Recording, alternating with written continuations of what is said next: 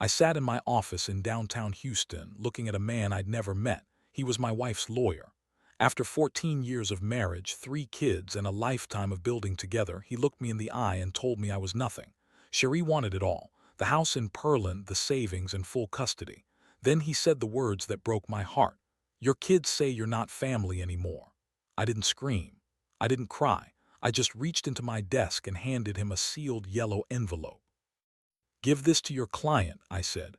By 6:00 p.m., my phone was vibrating off the desk. It was her mother, sobbing, asking how I found out. That was the moment her world started to burn. Our life looked like a dream from the outside. We lived in a beautiful brick home with a wraparound porch. On Sundays, the smell of slow-cooked pot roast and rosemary filled the kitchen. I'd spend my mornings in the yard, making sure the grass was as sharp as my Sunday suit. Cherie was the queen of the neighborhood. She was active in the church, always hosting the sister friends for tea or planning the next community cookout. I was an architect. I spent my days designing foundations for others while I thought my own was solid rock. I loved that woman with everything I had. I remember the way she looked in the morning, her natural curls wild on the pillow, her skin glowing like honey in the Texas sun. We had a rhythm: a kiss before I left for the office, a text at lunch just to say, "I love you." The community looked at us as the blueprint, the strong black couple everyone wanted to be. We'd walk into the gala hand in hand, and I felt like the luckiest man in Houston. I worked 80 hours a week sometimes to make sure she never wanted for anything.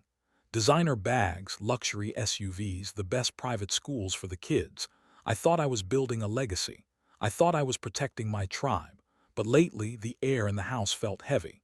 The laughter sounded a little too rehearsed. The "I love yous" felt like a script. I started to feel like a guest in my own home. It started with the phone. For 14 years, we didn't have passwords. Then suddenly, her screen was always face down. If I walked into the room, she'd jump like I caught her stealing.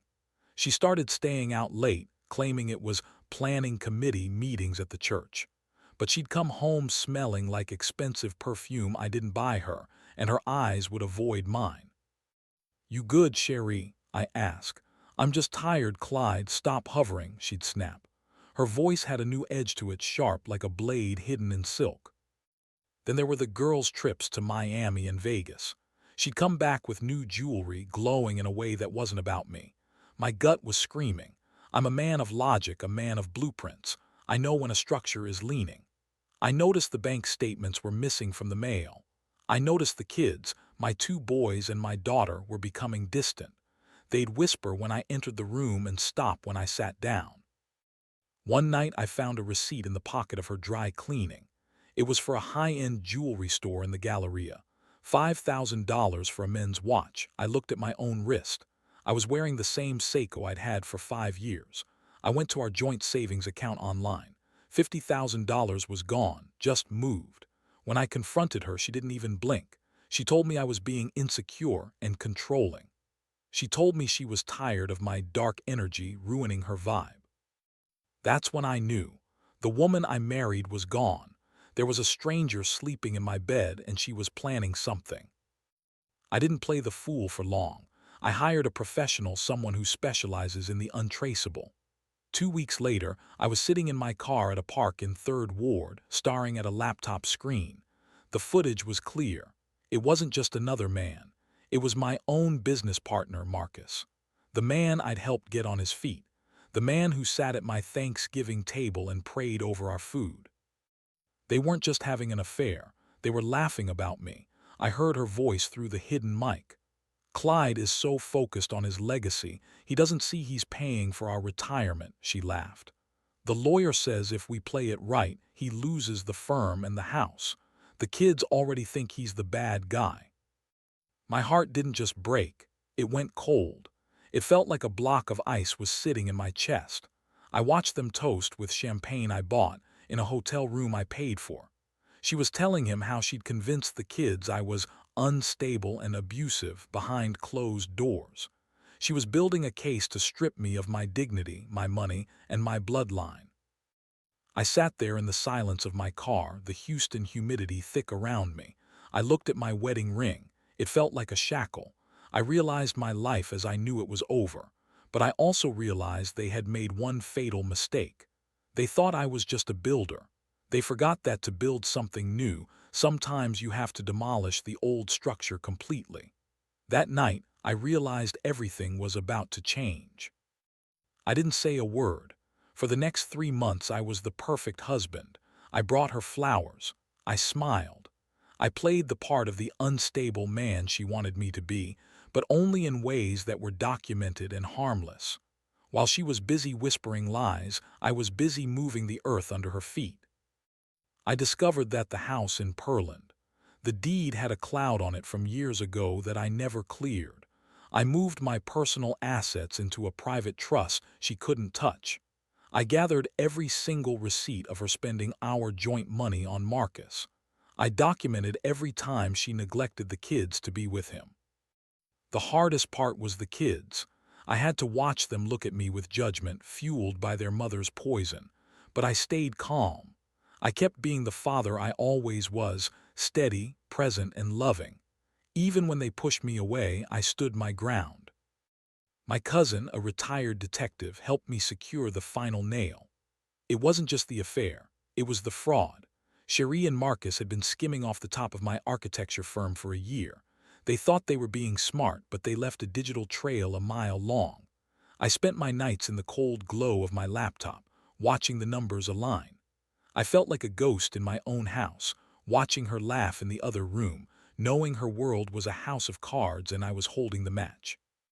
The day I chose to confront her, I was no longer the same man. The day finally came.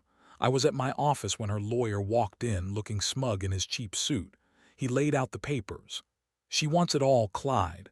The house, the kids, the firm. She says you're a danger to the family." I didn't argue. I didn't even look at the papers. I reached into my desk and pulled out that yellow envelope. "Give this to Cherie," I said softly, "and tell her that the house she wants so badly, the bank is foreclosing on it tomorrow because of the mismanaged funds. And the firm, it's already been sold to a holding company she has no stake in." The lawyer's face went pale. He took the envelope and left. Inside that envelope were photos of her and Marcus, the fraud documents, and a letter addressed to her mother. I knew her mother was the one who valued reputation above all else.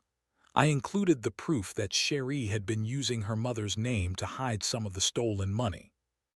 By the time I got home, the house was a war zone, not with violence but with the weight of the truth. Cherie was standing in the kitchen, her expensive curls messy, her eyes red. Her mother was there too, clutching the papers and shaking. "How could you do this?" Cherie screamed. "You're destroying us." "No," I said, my voice as calm as a summer night. "I'm just showing you the blueprint you drew. I'm just the one who built it. You wanted me out of the family, fine, but you don't get to keep the house the stranger built."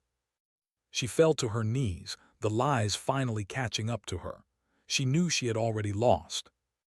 The fallout was swift. Because of the fraud evidence, the divorce court didn't give her a dime of the firm. The house was sold, and the equity went into a trust for the kids, controlled by me and my sister, not Cherie. Marcus was forced out of the industry, his reputation in the Houston business community ruined. The most satisfying part wasn't the money, though. It was the truth. When the kids saw the evidence, when they realized their mother had used them as pawns, the walls she built between us crumbled. It took time and a lot of therapy, but they came home. Cherie's mother stopped speaking to her for a year. The sister friends from the church.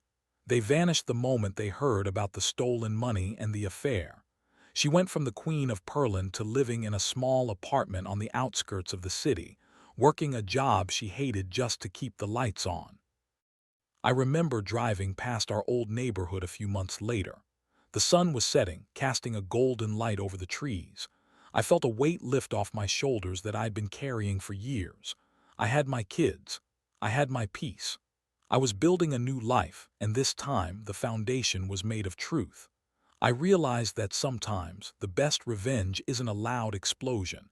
It's the quiet sound of a man walking away with everything that actually matters. Betrayal is a bitter pill to swallow, especially when it comes from the person who was supposed to have your back. But remember this, your worth isn't tied to someone else's ability to see it. If you're going through a storm right now, stay calm. Don't react with fire, react with strategy. Build your case in silence. Protect your peace and your legacy. In the end, the truth doesn't just set you free, it clears the ground for something better. Keep your head up, stay focused, and never let them see you sweat. Your new life is waiting on the other side of this test.